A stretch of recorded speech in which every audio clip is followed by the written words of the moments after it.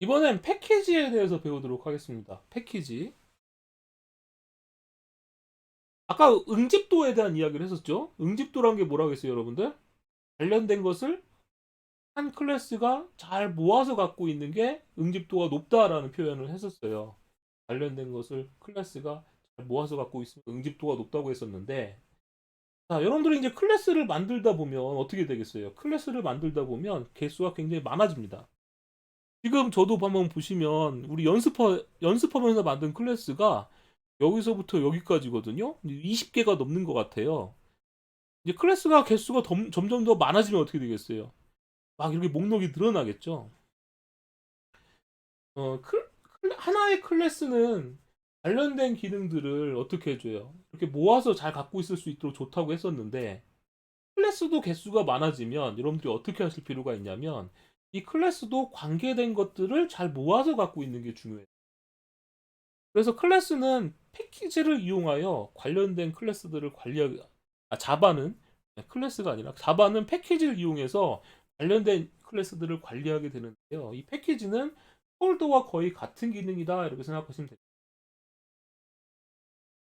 여러분들도 한번 생각해 보세요. 여러분들 그 워드 파일이라든가 파일들 많아지면 어떻게 해요? 그 파일들을 폴더를 만들어서 잘 관리해 주잖아요.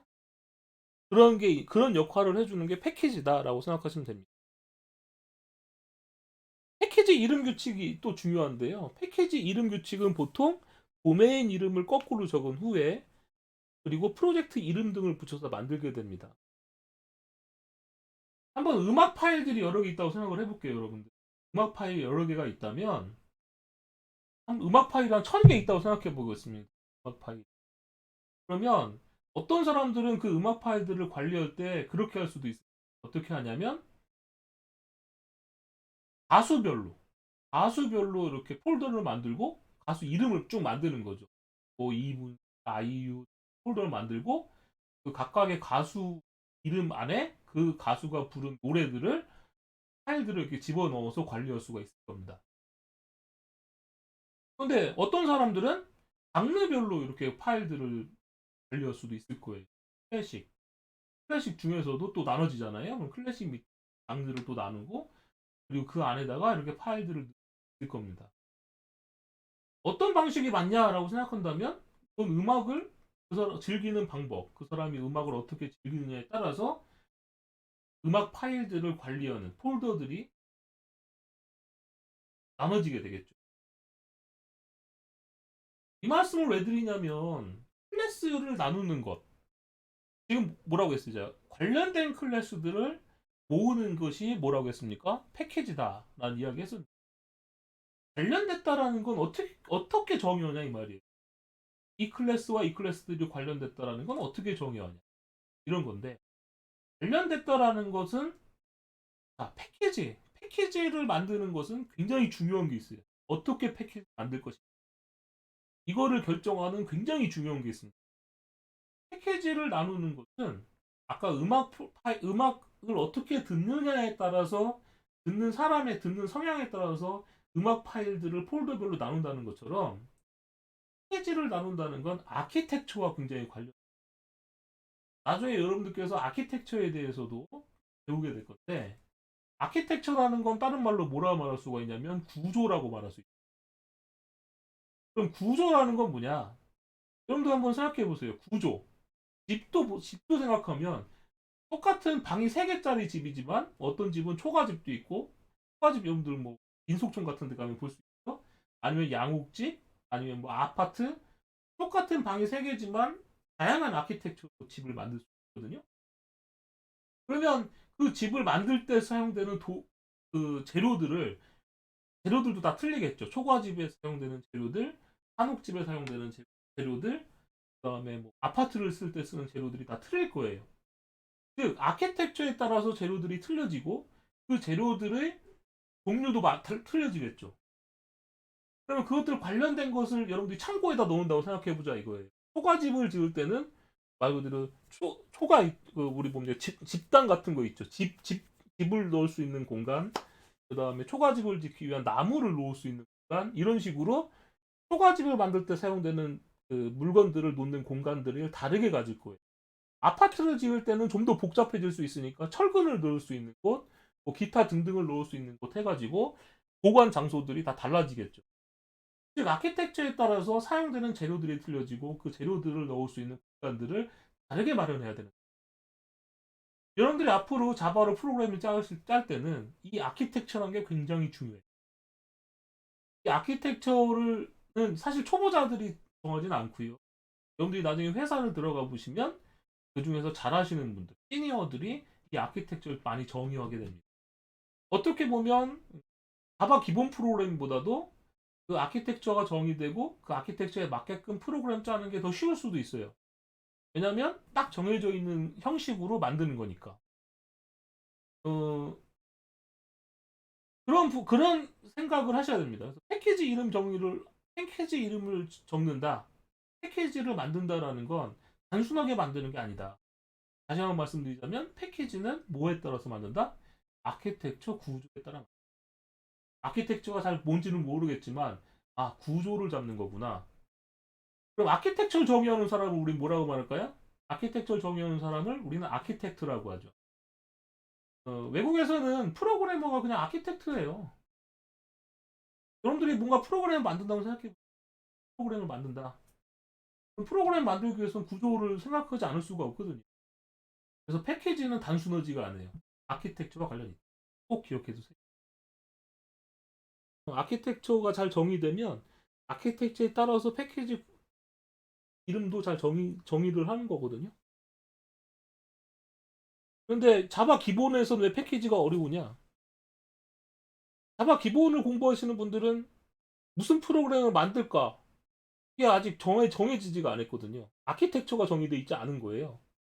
그러다 보니 패키지가 이런 거구나 하고서 그냥 무조건 암기 과목처럼 공부하는 거죠. 그래서 여러분들이 지금 배우시는 패키지라든지 자바 객체 지원 문법이라든지 이런 것들은 뒤에 뭐 웹 프로그램이라든지 이런 구체적인 아키텍처를 갖고 있는 프로그래밍을 작성할 때 보면 좀 더 현실화됩니다. 그때 되면 이런 거였구나. 이런 걸 좀 더 알 수 있을 거예요. 그럼 패키지 선언 방법은 패키지 다음에 패키지명이라는 문장이 소스 코드 맨 윗줄에 나와야 됩니다. 실제로 한번 간단한 패키지를 한번 작성해 볼 텐데요. 그러니까 인텔리제이에서는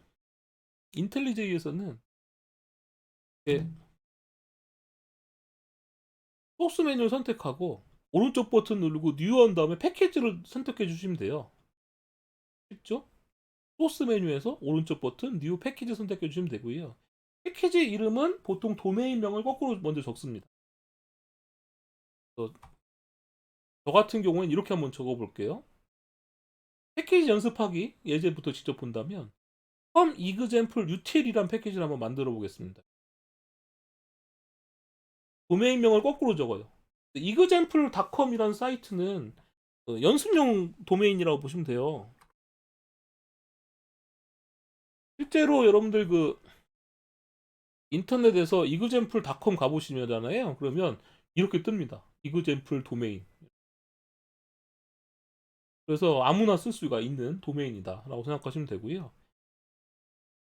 그래서 패키지를 만들 때 comexample.util이라고 좀 만들어 볼게요. 그 다음에 엔터를 치게 되면 src 밑에 이렇게 생겼죠. comexample.util이라는 게 생겼습니다. 제가 터미널에서 free라는 명령으로 디렉토리 구조를 한번 보면 지금 보면 src라는 폴더 밑에 폴더가 생긴 걸 볼 수 있어요. 어떤 폴더가 생겼어요? com이란 폴더, 그 밑에 example 폴더, 그 밑에 util이란 폴더가 생긴 걸 알 수 있습니다. 즉 점이라는 것은 하이 폴더를 나타내는 거예요. com.example util이라는 패키지를 만들었다면 보여질 땐 이렇게 보여지지만 실제로는 소스 밑에 com 폴더 만들어지고 그 밑에 example, 그 밑에 util이라는 폴더가 만들어지는 겁니다. 이런 폴더 밑에다 클래스 만들어주는 거예요. 요 패키지를 선택하시고 뉴하신 다음에 자바 클래스를 만들어주는데 calculator라는 클래스를 이렇게 만들어주는 겁니다. 엔터를 치면 소스 코드 메뉴에 이렇게 나오는 거예요. 패키지 하고 나서 com.example.util 그 다음에 calculator 이렇게 클래스가 만들어집니다. 어, 그럼 패키지라는 걸 적을 때 왜 도메인명을 먼저 이렇게 거꾸로 적어주느냐라는 건데요. 여러분들께서 이제 앞으로 프로그램 하시다 보면 오픈 소스를 굉장히 많이 이용하거든요. 혹은 여러분들 회사에서도 다른 사람이 만든 코드를 갖다 쓸 일이 있어요. 그렇게 되면 오픈 소스로 가지고 온 코드랑 여러분들이 가지고 온 코드가 또 클래스 이름이 같을 수도 있거든요. 근데 클래스 이름이 같으면 어떻게 되느냐? 한번 생각해 보세요. 같은 폴더 안에는 같은 이름의 파일이 여러 개 있을 수 있어요, 없어요? 같은 폴더 안에는 같은 이름의 파일이 여러 개 있을 수가 없잖아요. 지금 충돌이 나는 거예요. 그래서 사람들이 고민한 거죠. 다른 사람이 만든 소스 코드와 내가 만든 소스 코드가 충돌나지 않으려면 어떻게 하지? 그러면 도메인을 앞에다 거꾸로 적자. 우리 회사 도메인을 다른 사람들이 쓰진 않을 테니까. 도메인명을 거꾸로 적고 보통 프로젝트 이름을 적고.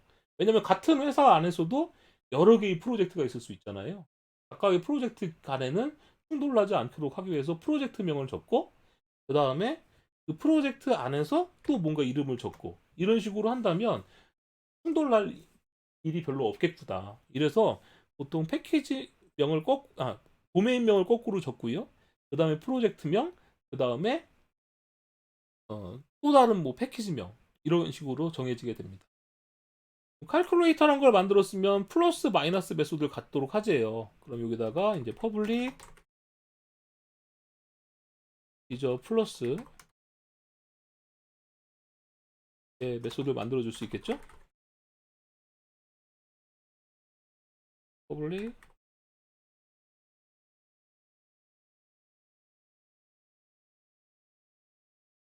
그래서 y를 뺀 값. 이렇게 해서 이제 칼큘레이터란 클래스를 만든 겁니다.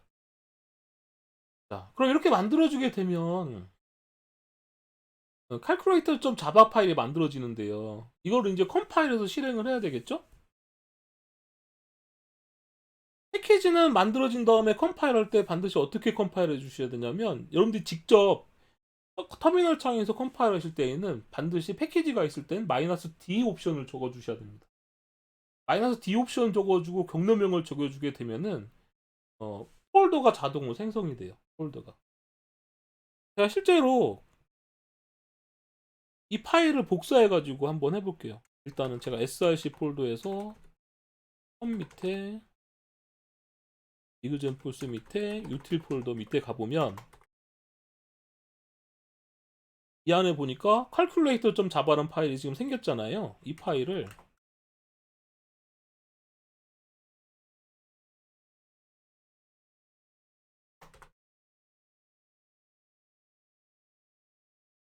이렇게 tmp 디렉토리에다 복사를 한번 할게요. 자, 여기 보면 물결무늬가 홈 디렉토리라고 했었잖아요. 그 밑에 제가 tmp라는 폴더를 만들고 calculator.java를 복사해 갔어요. 그 상태에서 이 calculator 파일 안에 있는 내용이 어떻게 써 있는지 보면 hash란 명령은 이 파일에 있는 내용을 보는 명령인데요. 맥이나 리눅스에서 지금 이렇게 써 있죠. 자, 그 상태에서 제가 컴파일을 해보겠습니다. java c-t 현재 경로에다가 컴파일을 하라는 뜻이에요. 그리고 나서 calculator.java라고 치고 엔터를 치게 되면 에러 메시지가 없다는 건 컴파일 잘 됐다는 얘기거든요. 이 상태에서 ls-la 해보니까 어때요? 자동으로 컴파일 했을 때 패키지 폴더가 생겨요. 컴 밑에 뭐가 있어요? example 밑에 util 밑에 클래스 파일이 생긴 걸 알 수 있죠. 이렇게 -d 옵션을 줘서 컴파일을 하셔야 됩니다. 자, 그러면 이 칼큘레이터에다가 제가 메인 메소드를 한번 만들어 볼게요. 복사해온 파일에다 만드는 거니까 vi 에디터로 제가 만들어 보겠습니다. 여기다가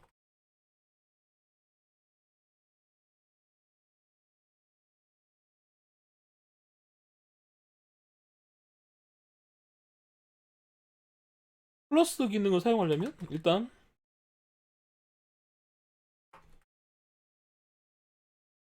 인스턴스를 만들어야 될 테고요.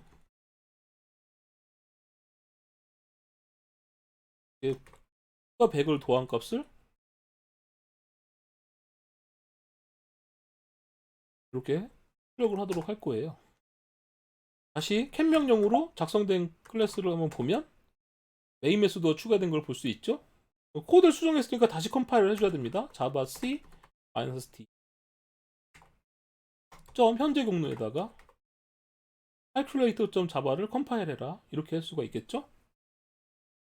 그럼 실행할 땐 그럼 어떻게 주느냐? 패키지가 있을 때는 반드시 자바 한 다음에 패키지명을 적어 주셔야 돼요. example.util.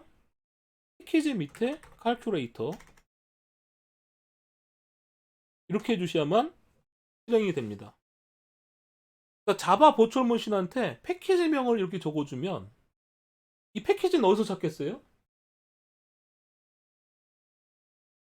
이 패키지는 어디서 찾겠어요? 현재 경로가 아니라 클래스 패스에서 컴이란 패키지를 찾게 됩니다, 여러분들. 클래스 패스에서 컴이란 패키지를 찾고 그 밑에 example, 그 밑에 util, 그 밑에 calculator라는 클래스를 찾아가지고 실행하게 되는 거예요. 현재 경로가 지금 클래스 패스에 잡혀 있다고 했었죠, 여러분들. 그래서 컴이라는 폴더가 이렇게 찾아지는 거예요. 이해하셨죠? 그러면 인텔리제이는 어떻게 되느냐? 인텔리제이는 이렇게 작성하면 자동으로 실행하는 순간 얘도 어떻게 돼요? 지금 보시면 요 경로에 패키지가 생성되고요. 컴파일된 게 나오고 실행할 때도 보세요. 얘도 보면 어떻게 되어 있습니까?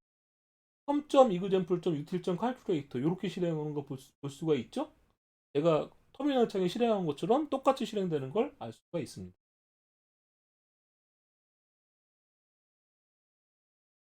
그래서 그러면 임포트라는 건 어떻게 하느냐? 지금은 제가 calculator라는 클래스에다가 메인 메소드를 갖고 있는데요. 다른 클래스에서 이 calculator를 쓰고 싶은 거예요. 그럼 제가 여기다가 또 다른 패키지 하나 만들어 볼게요. com.example.main이라는 패키지를 만들어 보겠습니다. 그러면 앞에 부분이 똑같잖아요. com.example 패키지 밑에 있는 메인과 util 패키지이기 때문에 인텔리제이는 이렇게 보여주고 있고요. 자, 여기다가 제가 자바 클래스로 calculator main이라고 하나 클래스를 만들어 볼게요. 그러면 이 클래스는 지금 이 패키지 아래에 있잖아요. 그래서 자동으로 이렇게 패키지 문장이 들어가 있는 걸 볼 수가 있고요. 자, public static void main string 배열의 args 이렇게 해주시는데 여기서 calculator 클래스를 사용하고 싶은 거예요. 그럼 이 인텔리제이에서는 사용하고 싶은 클래스를 적어주게 되면 그 클래스에 대한 이름만 조금만 적어줘도 자동으로 목록이 나오죠. 자동 완성이 됩니다. 우리가 만든 패키지가 어디였어요? com.example.util 밑에 calculator였잖아요. 자, 이걸 선택하면 자동으로 import라는 걸 해줘요. 자, 그리고 나서 cal. 플러스에 50,100 이렇게 해주면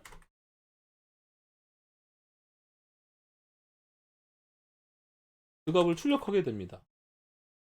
자, 여기서 import라는 건 그럼 무슨 역할이냐? import라는 게 무슨 역할이냐면 여러분들 그 어렸을 때 친구들 중에 동명이인 있잖아요. 예를 들면 김철수라는 이름이 친구가 2명 있는데 김철수라는 친구가 1반에도 있고 3반에도 있다고 한번 생각해 보세요. 그러면 선생님이 물어볼 거예요. 김철수 좀 데리고 와 이렇게 여러분들한테 시켰다고 생각해 본다면 여러분들이 뭐라고 질문해야겠어요? 1반 김철수인가요? 3반 김철수인가요? 이렇게 선생님한테 물어봐야 될 거잖아요. 그렇지 않으면 어떤 김철수를 데리고 와야 될지 알 수가 없으니까.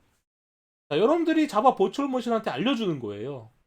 이 calculator라는 클래스가 여러 개가 있을 수 있기 때문에 이 calculator라는 클래스는 요 패키지에 있는 걸 사용해 라고 알려주는 겁니다. 즉 import라는 문장만 있다고 해서 메모리에 이 클래스가 막 올라가거나 그런 건 아니에요. 실제로 메모리에 올리는 것은 이렇게 인스턴스, new 연산자 다음에 생성자 이러한 코드로 이제 메모리에 올려주는 거지. 이 import라는 것은 이 클래스가 어디에 위치하고 있어 그걸 사용해 라고 컴파일러와 자바 버추얼 머신에게 알려주는 역할만 수행하는 게 import입니다. 그런 다음에 여러분들이 이렇게 calculator라는 거 쓰는 거예요. 실제로 이제 여기에 제가 만약에 util2라는 패키지 하나 더 만들어 볼게요. util2라는 걸 만들고 똑같이 calculator를 이렇게 복사해 붙여 볼게요. 근데 얘는 divide라는 메소드를 하나 갖도록 하고 나눠주는 기능을 갖도록 할게요. 그럼 똑같은 이름의 클래스잖아요. 근데 얘는 sum.example util2에 있고 얘는 sum.example util에 있죠. 패키지가 다릅니다. 만약 여러분들이 이렇게 임포트를 다르게 했어요. sum.example util2의 calculator라고 해주게 되면 플러스란 메소드가 없다고 에러가 나고 있죠. 컴파일이 안 됩니다. 즉 동일한 이름의 클래스가 여러 패키지에 걸쳐서 있을 수 있기 때문에 여러분들께서는 플러스란 메소드를 잘 사용하고 싶다면 플러스를 갖고 있는 칼큘레이터를 잘 임포트 해주셔야 돼요. 이렇게 해주셔야지만 컴파일 에러가 안 나고 잘 사용할 수 있게 됩니다. 아시겠죠? 그래서 패키지를 사용하시고 싶을 때는 맨 위에 패키지라는 게 들어간다. 정리 한번 해볼게요. 패키지라는 걸 사용하고 싶으면 맨 위에 패키지라는 게 들어간다. 컴파일할 때 -d 옵션을 주고 컴파일한다. 그래야지만 컴파일할 때 폴더들이 생기고 그 폴더 밑에 클래스가 생깁니다. 근데 인텔리제를 사용하면 편리한 것은 자동으로 그런 것들 다 해주는 거예요. 그리고 특정 패키지에 있는 클래스를 사용할 때는 임포트를 해서 사용한다. 그래서 임포트를 할 때는 그 클래스가 포함되어 있는 패키지명을 잘 적어주셔야 된다. 라는 거죠. 그리고 인텔리제이 사용할 때는 어떻게 됐어요? 자, 칼큘레이터라고 해주면 이름 몇 개만 적어줘도 8로 시작하는 클래스 목록이 잘 나온다고 했죠? 자, 근데 여기서 또 중요한 게 또 있어요. 나는 이것도 쓰고 싶고 이것도 쓰고 싶은 거예요. 칼큘레이터도 쓰고 싶고 이 칼큘레이터도 쓰고 싶은 거죠. 자, 그럴 땐 어떻게 해주느냐? 인텔리제이에서 지금은 com.example util에 있는 칼큘레이터 쓰고 있는데 util2에 있는 칼큘레이터도 쓰고 싶은 거예요. 이걸 선택해주면 어떻게 되느냐? 어떻게 돼요?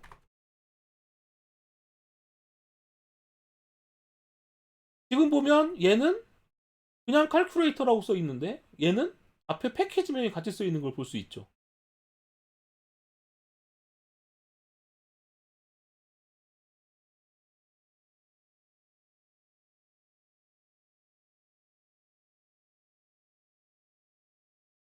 왜 이렇게 될까요? 실행해 보면 150과 2가 나오고 있는데 이거는 무슨 뜻이겠어요? 동일한 이름의 클래스를 사용하려다 보니 이 클래스는 임포트해서 쓸 수 있었거든요. 근데 만약에 여기에도 이렇게 임포트 한다고 생각해 보세요, 여러분들.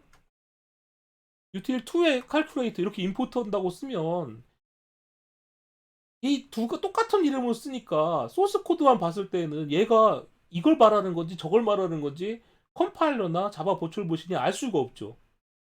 그래서 이럴 때는 어떻게 해주셔야 되냐면 하나는 임포트해서 쓰고 또 다른 하나는 이렇게 패키지명을 직접 적어주셔야 됩니다. 직접 적어주셔야지만 컴파일러가 이해를 해요. 아, 이 칼큘레이터는 이 패키지에 있는 거고 이 칼큘레이터는 이 패키지에 있는 거구나 라고 이해를 하게 됩니다. 그렇기 때문에 한쪽은 좀 복잡하게 코드를 쓸 수밖에 없다. 이 정도 이해하셔야 됩니다. 같은 이름의 클래스를 사용할 때는 이렇게 쓸 수밖에 없다. 자, 여기까지 우리가 패키지에 대해서 한번 살펴봤고요.